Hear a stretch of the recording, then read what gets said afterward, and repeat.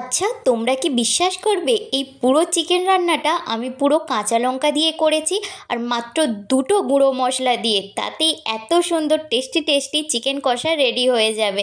তোমরা যদি এই রকম চিকেন কষা বানাতে চাও তাহলে অবশ্যই এই রেসিপিটা দেখে নাও। ফার্স্টেই আলুগুলো ভালো করে ভেজে তুলে নিচ্ছি, তবে এটাতে কোনো নুন দেইনি, এমনি শুধু তেলে ভেজে নিয়েছি। এবারে আলুগুলো তুলে ওই তেলেই পেঁয়াজগুলো ভেজে নিচ্ছি। পেঁয়াজটা দেখে মনে হচ্ছে অনেকটা পরিমাণে পেঁয়াজ, তবে ভেজে নেওয়ার পর পেঁয়াজটা একদমই কমে যাবে। এই চিকেন কষাটাতে তেল আর পেঁয়াজটাই একটু বেশিই লাগবে। এই চিকেন কষার রেসিপিটাতে বলতে পারো পেঁয়াজ আর তেলের পরিমাণটা বেশি রাখলেই চিকেনটা একদম টেস্টি টেস্টি রেডি হয়ে যাবে। পেঁয়াজটা আমি ভেজে নিয়েছি, তবে বেশিও ভাজিনি কমও ভাজিনি, ঠিক আমি যতটা ভেজেছি ততটাই ভাজবে, তাহলে খেতে খুব ভালো লাগে। এরপরে 2 চামচ রসুন বাটা, 2 চামচ আদা বাটা দিয়ে 3 মিনিট মতন হালকা ভেজে নেওয়ার পর সামান্য পরিমাণে কাঁচা লঙ্কা বাটা দিয়ে দিলাম। কাঁচা লঙ্কাটা একটু কম দিয়েছি কারণ পরে আমি আরও একটু কাঁচা লঙ্কা দেবো। এরপরে কিছু গুঁড়ো মশলা দিয়ে দিচ্ছি, হলুদ গুঁড়ো আর কাশ্মীরি লঙ্কা গুঁড়ো।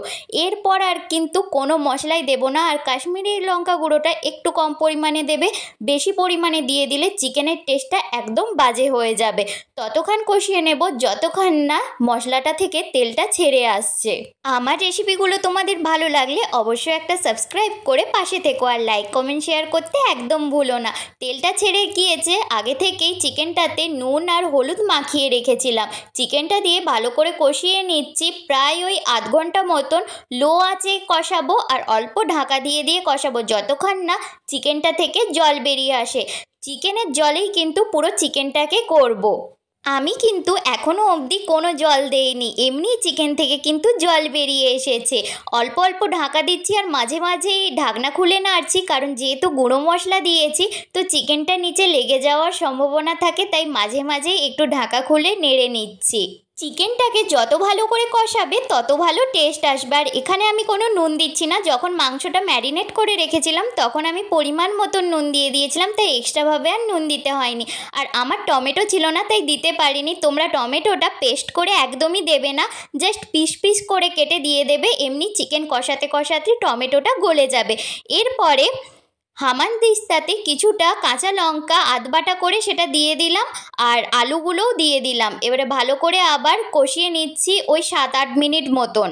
যখনই দেখবো চিকেনটা সেদ্ধ হয়ে এসেছে তখন ফ্লেমটা হাই করে দেব আর আরেকটু নেড়ে চেড়ে পরিমাণ মতন জল দিয়ে দেবো। খুব বেশি জল দেওয়ার দরকার নেই, কারণ যেহেতু আমি চিকেন কষা বানাচ্ছি।